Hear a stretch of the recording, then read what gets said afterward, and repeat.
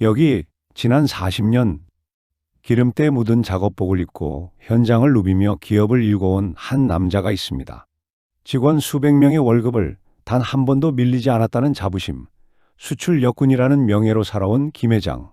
하지만 오늘 그는 씁쓸한 표정으로 한국을 떠날 짐을 쌓습니다. 여행이 아닙니다. 돌아오지 않을 탈출입니다. 사람들이 매국노라고 욕해도 할 말 없습니다. 그런데요, 솔직히 배신감이 듭니다. 평생 회사 키우면서 낸 법인세, 소득세가 얼마인지 아십니까? 그런데 내가 죽으면 자식한테 물려줄 지분의 60%를 나라가 가져간답니다. 경영권이요? 세금 내려고 주식 팔면 경영권은 그냥 날아가는 겁니다. 내 피땀이 서린 회사가 공중분해되는 꼴을 보느니 차라리 욕먹고 떠나는 게 낫습니다. 김 회장의 이야기는 과연 드라마 속 과장된 이야기일까요? 아닙니다. 지금 이 순간 인천공항에서 조용히 그러나 끊임없이 벌어지고 있는 실제 상황입니다. 2025년 대한민국에서 소위 슈퍼리치라 불리는 사람들이 짐을 싸고 있습니다. 영국의 투자 이민 컨설팅 업체 헨리앤파트너스의 충격적인 보고서에 따르면 올해 한국을 영구히 떠날 것으로 예상되는 고액 자산가의 수는 무려 2,400명. 이 수치는 중국, 영국, 인도에 이어 전 세계 4위입니다. 전쟁 중인 러시아보다 더 많은 부자가 한국을 탈출하고 있다는 뜻입니다. 우리는 이것을 V 엑소더스, 즉 대탈출이라고 부릅니다. 도대체 대한민국에선 무슨 일이 벌어지고 있는 걸까요? 왜 그들은 평생을 바친 조국을 등지고 떠나는 걸까요?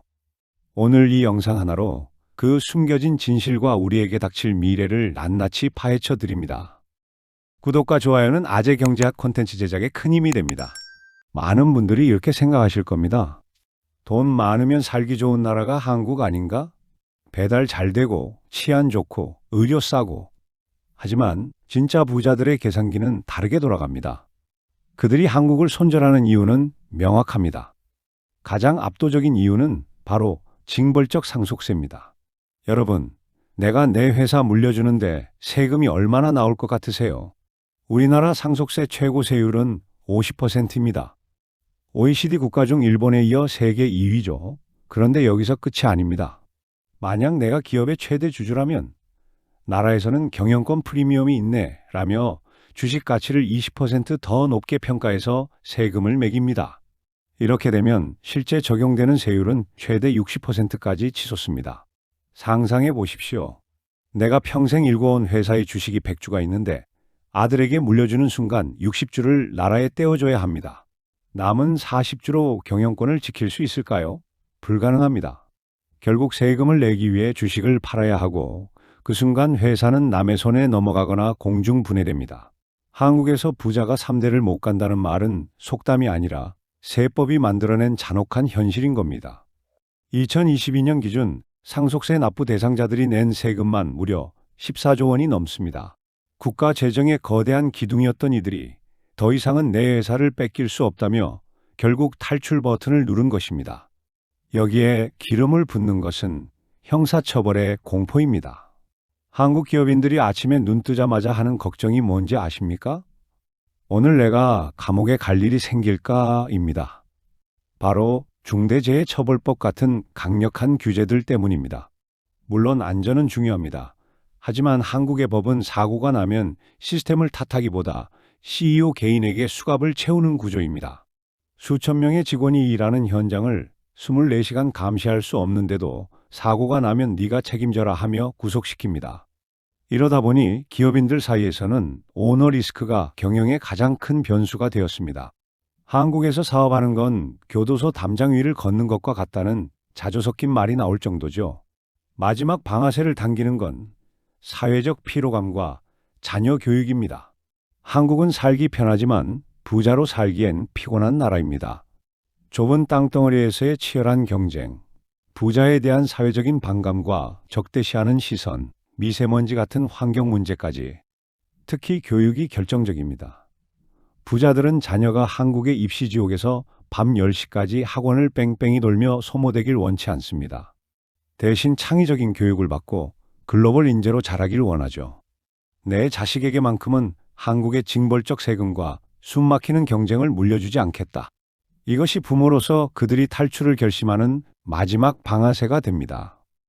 여기서 어떤 분들은 이렇게 말씀하실 수도 있습니다. 잘 됐네. 돈 싸들고 나가라 그래. 꼴 보기 싫은 부자들 없으면 우리끼리 평등하게 잘 살겠지. 그런데 여러분, 정말 소름 돋는 이야기 하나 해드릴까요? 그 미운 오리 같던 부자들이 떠나면 그 뒤수습과 고통은 누가 감당해야 할까요? 바로 남아있는 저와 여러분, 우리 서민들입니다. 가장 먼저 닥칠 충격은 자산 시장의 붕괴입니다. 부자들이 이민을 갈 때 한국에 있는 집과 주식을 그대로 두고 갈까요? 아닙니다. 대부분 팔아서 현금화한 뒤 달러로 바꿔서 나갑니다. 주식시장을 예로 들어보죠. 큰손들이 주식을 대거 팔고 떠나면 시장에 매물이 쏟아집니다. 사려는 사람보다 팔려는 사람이 많으니 주가는 폭락할 수밖에 없습니다. 결국 우리가 노후 대비를 위해 투자해둔 개미들의 주식 계좌, 국민연금의 가치가 함께 증발하는 겁니다. 부동산도 마찬가지입니다. 강남 아파트, 고급 빌딩을 사줄 구매력이 사라지면 부동산 시장 전체가 활력을 잃고 그 충격은 지방 아파트값 하락으로까지 이어집니다. 더 무서운 건 그 피해가 세금 폭탄이 되어 우리에게 돌아온다는 사실입니다.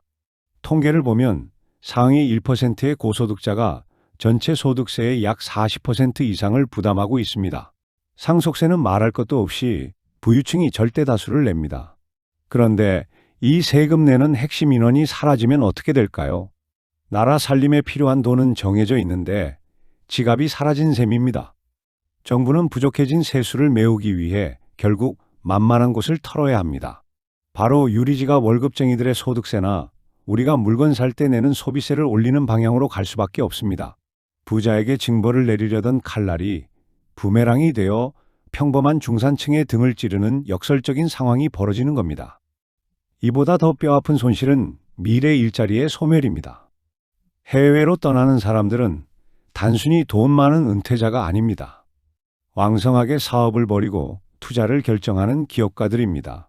이들이 한국이 아닌 싱가포르나 미국의 회사를 세우고 투자를 한다면 혁신적인 기업이 만들어내는 양질의 일자리가 한국이 아닌 해외에서 만들어진다는 뜻입니다.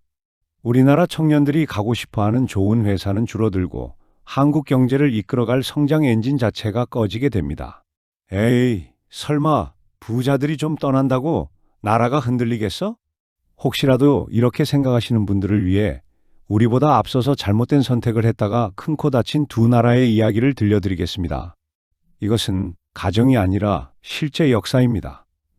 금융의 중심지 영국을 볼까요? 영국은 외국인 부자들에게 세금 혜택을 주는 논돔 제도로 전 세계 억만장자들을 끌어모았습니다.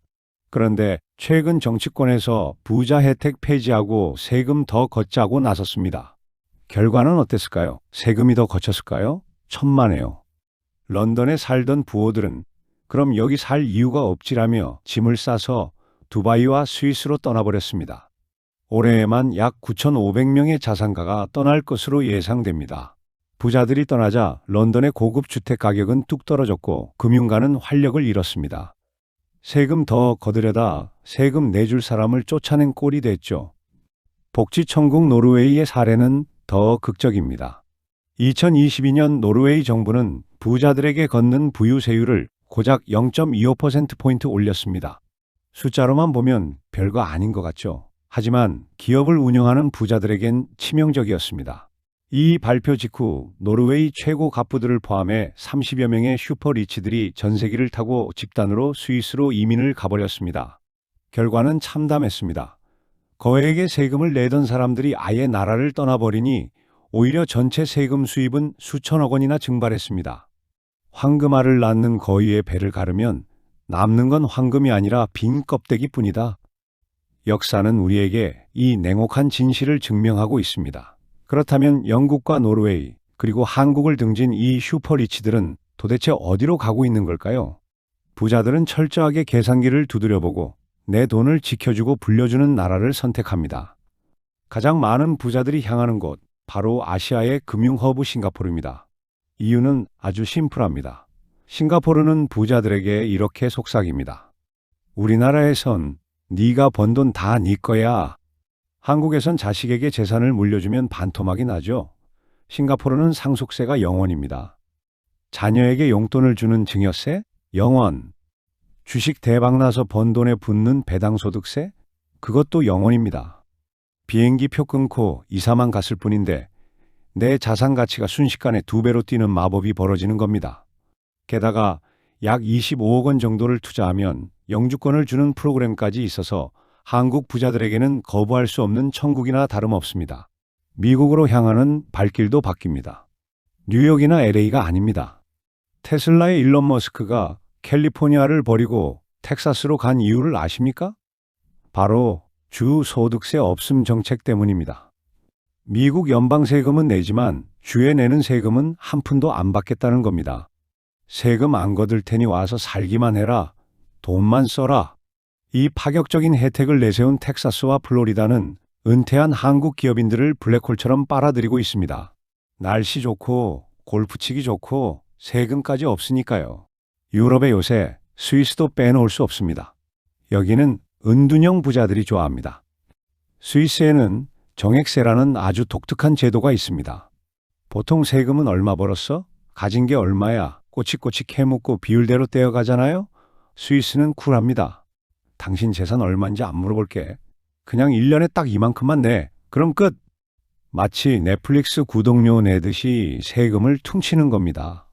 프라이버시와 안전, 그리고 세금 해방. 한국에서는 상상할 수 없는 자유가 그곳에 있습니다.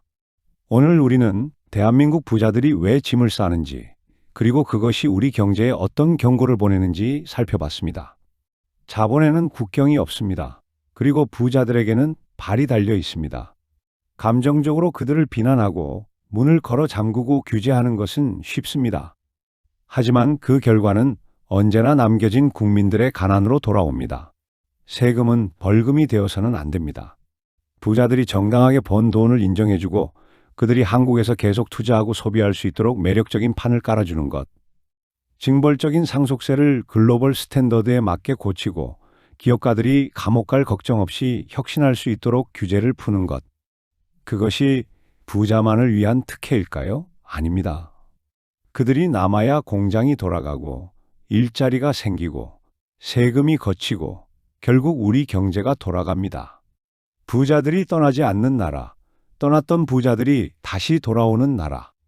그것이 어쩌면 지금 위기의 대한민국 경제를 살릴 수 있는 가장 확실하고 유일한 해법이 아닐까요? 여러분의 생각은 어떠신가요? 부자들의 엑소더스 막아야 할까요? 아니면 이대로 둬야 할까요? 댓글로 여러분의 지혜를 모아주세요. 영상이 유익하셨다면 구독과 좋아요 부탁드립니다. 감사합니다.